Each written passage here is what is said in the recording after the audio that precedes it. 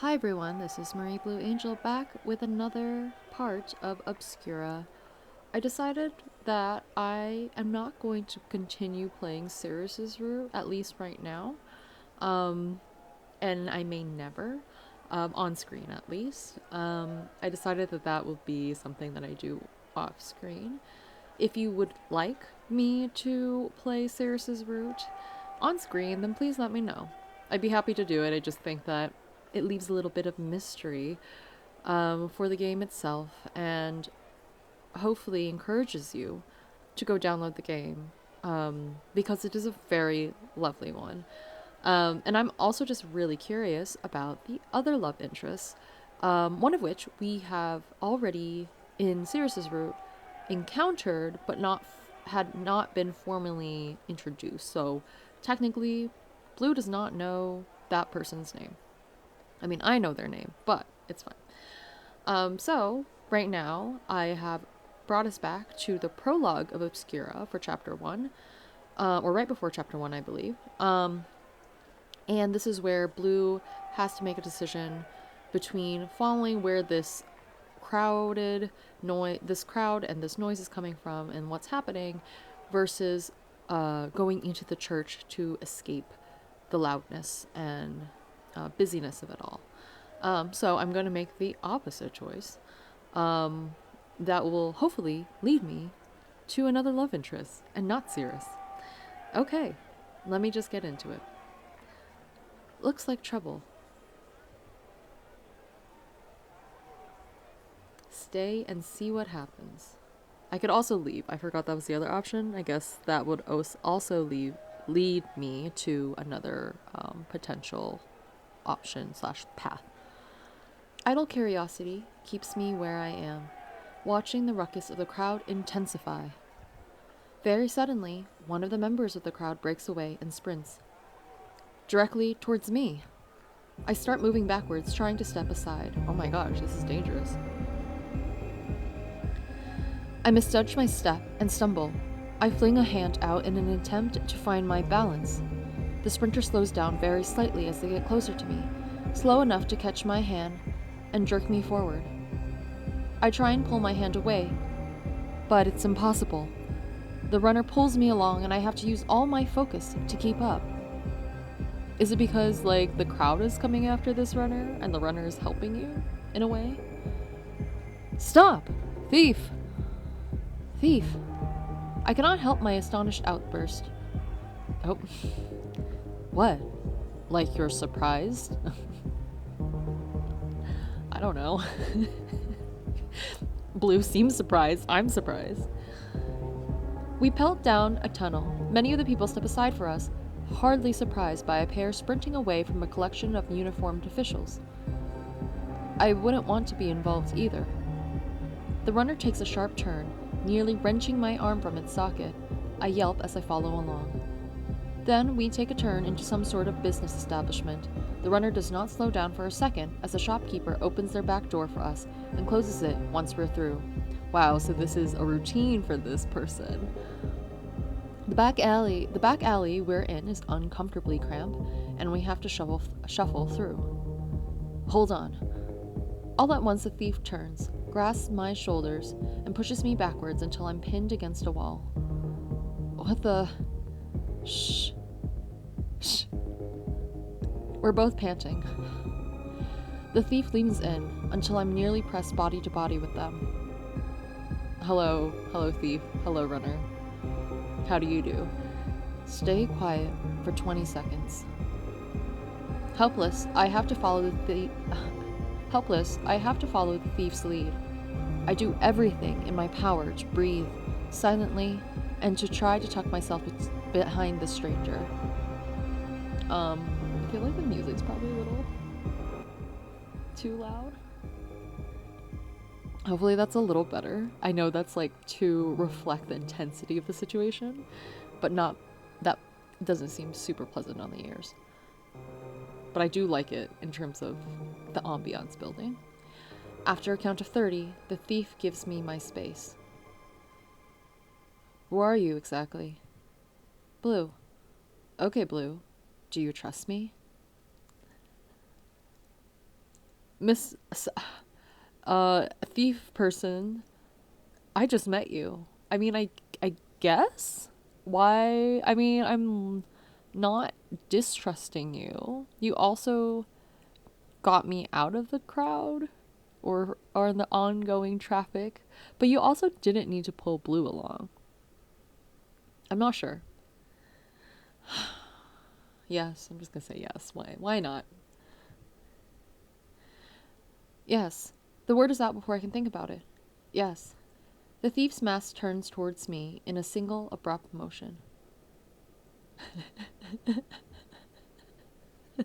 That is an appropriate response.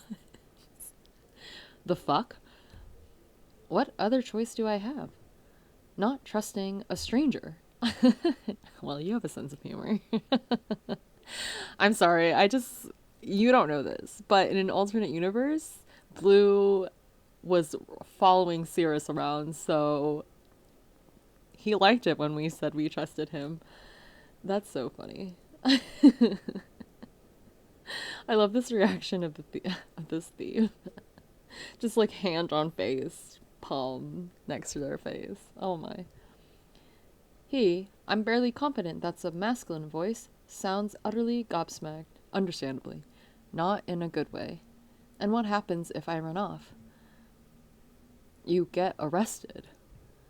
Then trusting you is the right thing to do. By the lunar god's scars, it's not. He's definitely exasperated with me now, but I'm not about to stop needling this idiot. Are you suggesting I should go get myself arrested for what sounds to be your crime? No, you should definitely listen to what I'm saying, but you shouldn't just fucking trust me. Fair points are made. Very well, you're a criminal and a scoundrel. I don't trust you. Lead the way to our escape now. Oh, Blue, what a sense of humor you have. His sigh is long suffering, as though he was the one who just got abducted and led on a chase. The gall. Keep quiet until I tell you it's all right to speak again. Not yet. What's your name, thief? You got mine. I'm a thief. I'm supposed to take things. Do you want me to call you thief while we're walking around? Would you like that kind of attention? You're not always going to be this mouthy, right? I love that Blue is mouthy and speaks her mind. Depends how much you deserve it. Very fair. Call me Kier. Pleased to meet you, Kier. Really? Not yet. And now you're going to shut up. Fine. I didn't say you could talk yet. I've grown comfortable with the anonymity. That word is always so hard for me. Sometimes I get it, sometimes I don't. I've grown comfortable with the anonymity of my mask, but it's a great shame I can't show Kier what exactly I think of his sass. Very fair. I would want to. Also, to be fair, he's probably thinking the same thing. We sneak through back alleys, shuffling between buildings that seem to be leaning into each other. I have no idea where we are at this point. I have lost sight of all my usual landmarks. There's every chance I'm in a cavern I've never explored before. Kier, at least, looks to be completely comfortable navigating this space. We stop at a dead end. Or, at least, it looks to be a dead end for a moment. Kier shoves aside a collection of heavy planks and a short, narrow passage is revealed.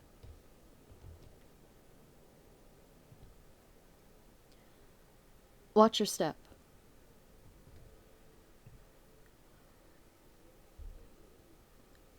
We have to crouch and nearly crawl through the passage, but it is mercifully short.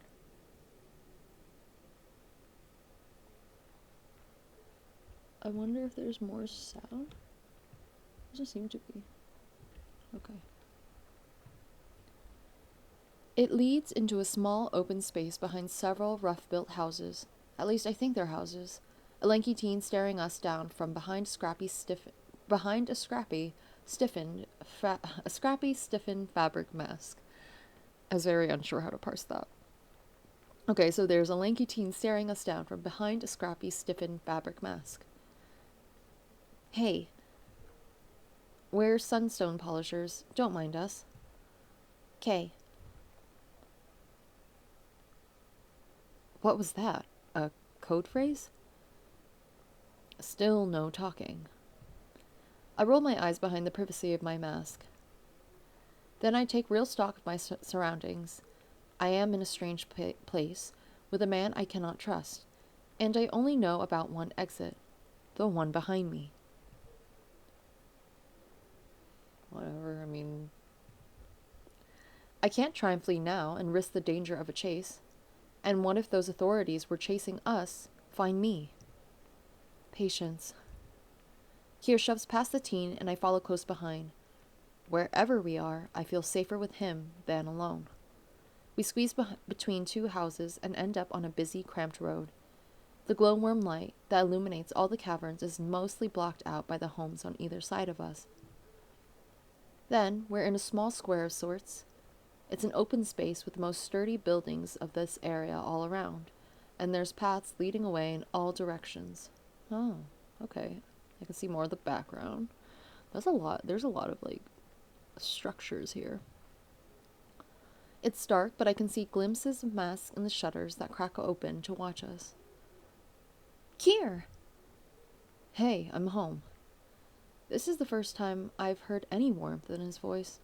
It's an abrupt change. I almost cannot believe it's the same man behind the mask. A child jumps from the low second-story window, landing on Kier's back. Hey, give a man a warning. You're going to break my back. No way. You menace. He reaches around and pulls the kid off him, holding them up by one arm. The kid is kicking and wiggling and laughing. You better say sorry, or you'll be stuck there forever. Ha ha ha.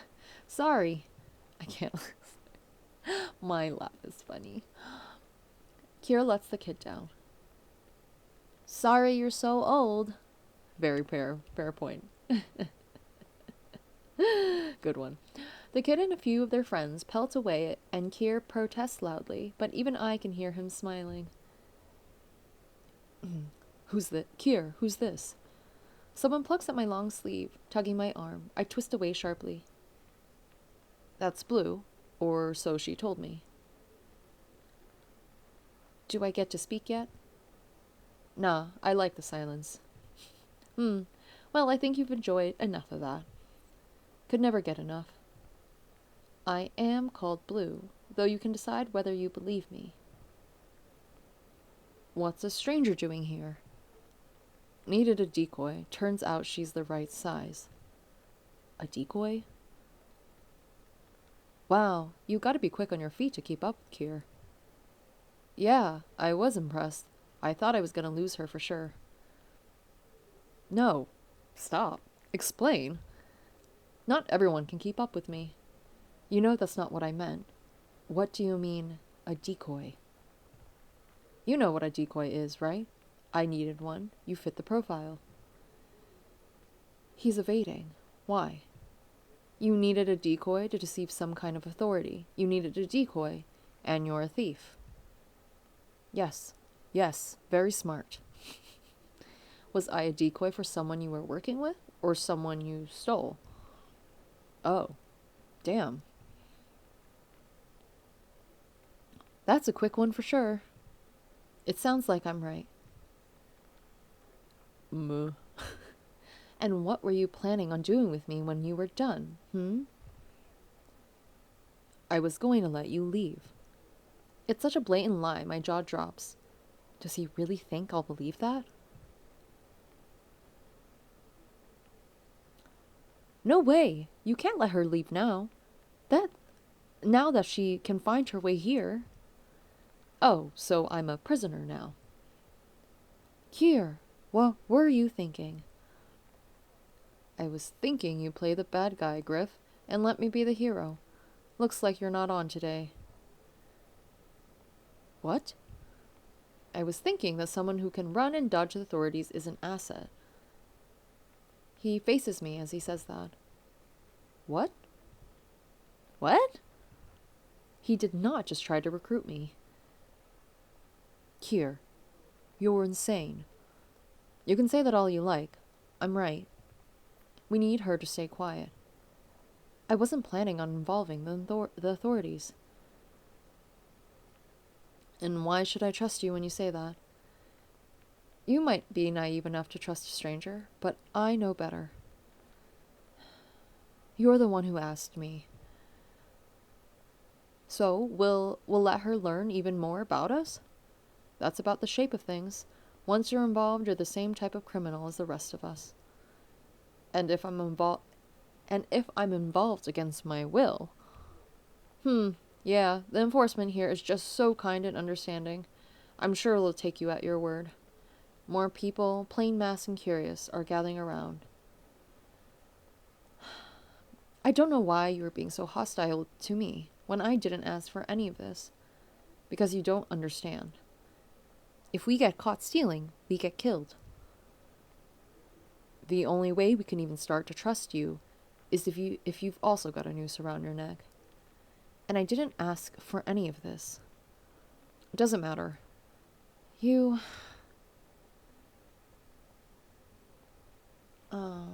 gonna say, what should I do? What should I say? Do I let it go or let him have it? You know what? I'm gonna say let him have it. Let it go. Oh, that's what you mean. We're gonna be a little mean. You manipulative gutter slime. Hey! I was nothing to you, and you decided, just for fun, I suppose, to destroy my life. You're fucking horrible. Griff seems keen to get me to shut up, but Kier's hand settles calmly on his shoulder. He knows he's earned this. I suppose I'm just some random, insignificant stranger. What could my thoughts and feelings possibly have to do with anything? Well, if you need a noose around my neck, you have it. But don't think this means I'll ever be able to trust you. There's a moment of quiet. My heart is pounding, and in my head there's nothing but screaming. I'm so angry, I can hardly breathe. Are you done? Like he's talking to a child, not an adult whose existence he's irreparably changed for the worse. You're blackmailing me. Don't you fucking dare condescend to me too. Kier doesn't answer. Finally. There's a quiet moment. Everyone around us seems to be coming to the same conclusion as me. I am cornered. I don't have a choice in this. I keep my voice as flat and neutral as possible. Not really, no. Then what do I do? You run a few jobs with us, get that noose good and tight. And then, if you want to leave, you get yourself a new identity, and you leave. You already put on a mask and picked a name once, right, Blue? Right. Then you can do it again. You sure about this, though? Yeah. With Gups down for the count, we need a new lookout. Blue's got what it takes. I sure hope you don't think that counts as a compliment. When I compliment you, if that ever happens, you'll know. Good to know. And we're not using Eve because Eve is 12. Is that Eve in the corner? Don't be stupid, Griff. Fine. I'll do what you need, and then I'm out. Hey, no need to make it sound like a prison sentence. Am I not being held here against my will? Prisoners don't get paid. You will. What? We're pragmatic. We're not monsters. You do the work, you get paid. Can we really afford? Yes, Griff, I've heard we're getting our favorite visitor in a few weeks. We'll all be getting paid. Hell yes. What do you mean, paid? Caught your attention, have I? I think it's fair to know what my wages are going to be. The number Kier gives is not gobsmackingly high, but it's not low either. A few jobs could make for some comfortable living at the Leaping Bear for a long time. Then again, it won't solve my big problem. Good enough? I have a counter offer. The idea in my head is half-formed, but I have to pursue it. Oh, are we negotiating? You're a thief. Yes, that's well established. Which means if I want something instead of money, you could get it. Depends on the thing. Lunar Ichor. The crowd around us bursts into a flurry of whispers. Well, at least they know it's important. Kier's voice changes suddenly, the timbre low in a way I can't interpret. You need Ichor? I do. For what? Why should I trust you enough to say? Rude? Blackmailer. There's a long pause. That's a lot of jobs you're going to have to work to earn something that pricey. Would I be able to make enough money to buy it? Not in your life, I don't think. Not with us, at least. Then, working for you is my best shot at getting it. Ugh. Griff suddenly pulls on Kier's cloak and he leans in. There's whispering, and I'm not nearly close enough to hear it. Then they separate, and Kier runs his hand over his mask. It's a gesture of pure exhaustion. Fine. The whispers rise in intensity. You work with us, you get your Ichor. He holds out a gloved hand. We have a deal? I slowly reach out. He clasps my hand, and we shake on it. Deal. I'm tempted for a second to think this was too easy, but it really wasn't. Kier calls out into the crowd. Someone go out with her to get her things. Pardon? We can't have you sneaking in and out all the time. Too dangerous. We just finished moving here as well. So I have to live here now? I live here now? You'll get a room of your own. Eventually a volunteer comes forward. Together we sneak out of the hidden community and return to the Leaping Bear. They refuse to talk to me and just follow me like a shadow into my room while I gather the few things I left there. Some clothes, the old knickknacks I've managed to acquire, my hygiene supplies. Then it's time to return the key. Hello. Oh, Blue, good to see you. Ready to pay for more time? You're definitely the reliable sort, so I can offer a good rate. Not this time. Sorry. I've found somewhere else. A little closer to my goals. I drop the key on the counter in front of her. Thank you, though. The Leaping Bear was becoming a bit of a new home for me. Oh. Bruna is quiet for a few seconds. Then she drops her voice low, so I can barely hear her. Do you need help? If that shadow of yours is unwelcome, Rufus can remove them. What? Oh, no. Things are fine. Rufus doesn't need to do anything. I'm fine. My new arrangements came as a surprise, but I did say yes to the offer. Never mind what kind of duress they put me under. I did agree. Good then. Never liked seeing my clientele go places they weren't interested in going. Aw, thanks, Bruna. That's really nice, honestly. I hope we can see you again, Bruna. Thank you for staying with us. Bruna's voice is a little more formal than I'm used to. I suppose now that I'm leaving, I will likely never see her again. It's a little disappointing. I have no real bonds here in the marketplace, but I was getting used to the Leaping Bear. Goodbye. I leave, my shadow close behind me. Eventually they take the lead, guiding me to yet another hidden passage. How many ways of sneaking in and out are there? Probably a lot. As we enter the cavern again, someone is there waiting for us. Hey. My shadow answers quickly. Don't mind us, just here to polish some sunstones.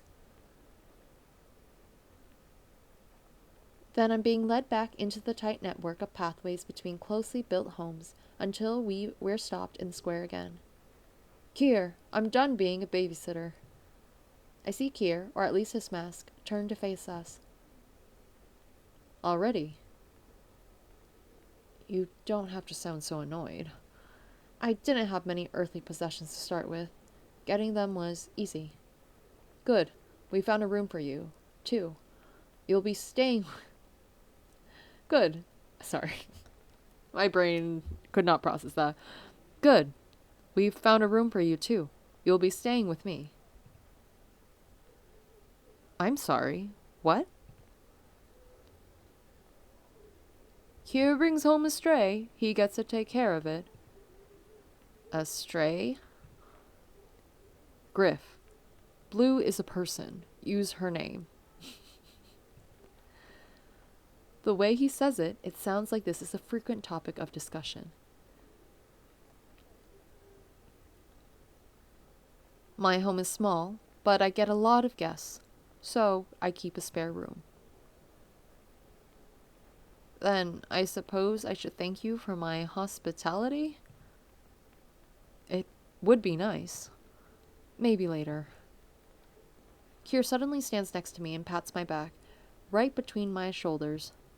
Let's get going. I've had a long-ass day, and I need to take a break. Are you even going to be able to relax with a stranger in your home? No, but it's nice to pretend. We start walking. By the way, welcome to Mousehole.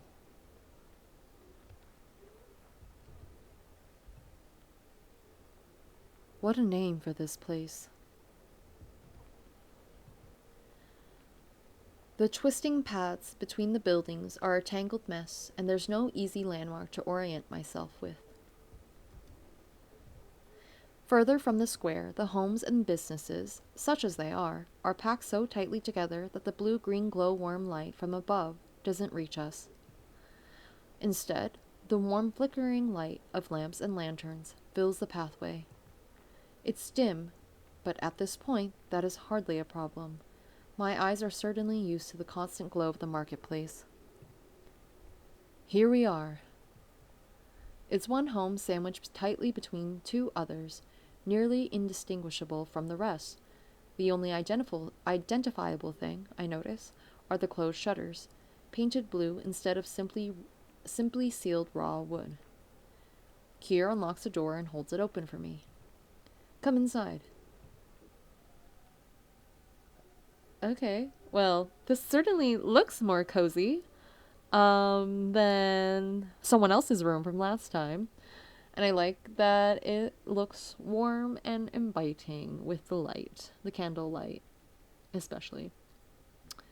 I step in. It's small and cramped, as anyone would have guessed, but when Kier lights the lantern by the front door, I can see that it is comfortably arranged space. None of the furniture matches, but all of it works in some odd kind of cluttered harmony. Compliment? Why not? Let's just compliment it. Girl, if you were going to compliment it like that, then maybe I should have just been quiet. You have a nice home. That was nearly a compliment. I suppose I'll take it. That's all I can give right now. At least I can say that I tried. That is true. You tried, Blue. That is what counts. There's a water closet behind that door. If you use the water up, you'll have to get more. I can show you where after I get some sleep. Your room is there. The key is in the lock. That's the only key. Don't lose it. Understood. If you buy and keep your own food, that's fine. Otherwise, you contribute to my budget and share what I get. Any other rules I ought to know? Don't be destructive. Don't make a racket while I'm sleeping. And if I leave, go around the neighborhood as much as you like. If you try to leave without an escort, expect the watch to notice and stop you. I'm going to have something to eat before bed. I'm going to have something to eat before bed. You hungry? I said bread because, Kier mentioned that he's hungry. I'm glad he can't see the surprise on my face. Are you sure? About letting you have a snack? About keeping me here. Oh. Here's the thing, Blue. I'm not that worried about you murdering me in my sleep. My door lock's the same as yours. And honestly, eternal rest isn't exactly something I'm dreading. Okay, fair. He chuckles a little. If you decide to make yourself into a problem, we can find somewhere else to put you. Griff knows a pretty obscure tunnel that goes straight down, if you're really unbearable. If it's all the same, I'd like to avoid that. It's easy enough to think of this as just another guest house, that Kier is no worse than Rufus, intimidating, but ultimately harmless. He steps toward what I assume to be a cooking space. The counter is exceptionally cluttered, but he is able to find his goal with ease, a shallow wood bowl. Here. He takes a handful of whatever it is from the bowl and then holds it out to me. This is deadly poison. Eat it up. Eat up. A closer look tells me that it's actually an assortment of dried fruits. Ooh, dried fruits. I'd be hungry. I'm gonna eat some. This man's gonna eat it. No harm in getting a snack. I take a few and Kier puts the bowl away again. He doesn't reveal his mouth as he nibbles, instead threading the fruit under his mask. I'm doing the same. Well, get yourself some rest. Don't murder me in my sleep. I'll resist the temptation as best I can. I think that's just, I don't know. I like Kier's humor, and I also like Blue's humor in response to Kier's humor. It's quite nice. Kier departs suddenly, taking himself and his handful of dried fruit into his bedroom. I hear the lock click decisively, and I am suddenly alone again. Free to indulge my curiosity privately, I do a quick tour of this front room. Kier certainly made an effort to make this a livable space, but that seems to be as far as his efforts have gone. Not much for entertainment here, is there? Maybe he doesn't have friends over so much. I continue nibbling. The sticky sweet tart taste coats the back of my tongue. My search is quick in the end, and it has to be with so little to look at. Okay, cool. I mean, it is a small space, the front room, but it does look quite nice, I think. I slip into the dark guest bedroom as though I am an intruder. For a moment, I feel like I am. It has the same cozy but spare feel of the main room, not a space I could call my own. Door locked, I give myself permission to relax. Kier could very well have a second key to this room, or choose to break or bypass the lock in some way, but there's little use worrying about it. I'm already so keyed up from stress that adding the possibility of being murdered in my sleep would make resting impossible. What have I gotten myself into? I've been recruited into a gang of thieves, against my will. A gang that likely steals to survive, but there's one thing that leaves me deeply uncomfortable. If I was a decoy for something Kier stole, that means Kier was stealing a person. Ooh. Could I live with myself, helping to steal people? I wonder what the situation is here with the people. I'm less likely to think it's a human trafficking situation. I think that's me giving benefit of the doubt to the situation. Like, there must be a particular reason. But yet again, it is possible because these people are doing work and they are considered thieves, and that type of work that you get paid for, I would assume, is more nefarious than just like helping people, and it's more like selling people or trafficking them rather.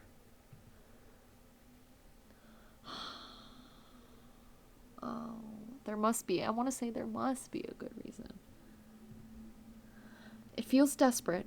It feels like trying to find the silver lining of a hurricane. But I need, for my own sanity, to believe that whatever Kier is doing is for the best. I swallow hard, trying to chase these thoughts away. I'm not going to sleep at all, am I? I follow the motions of getting ready for bed. I even take off my mask, though I am careful to lie down with my back to the door. And after some hours of trying to find a comfortable position, I must have fallen asleep, because Kier wakes me up with sharp knocks to the door.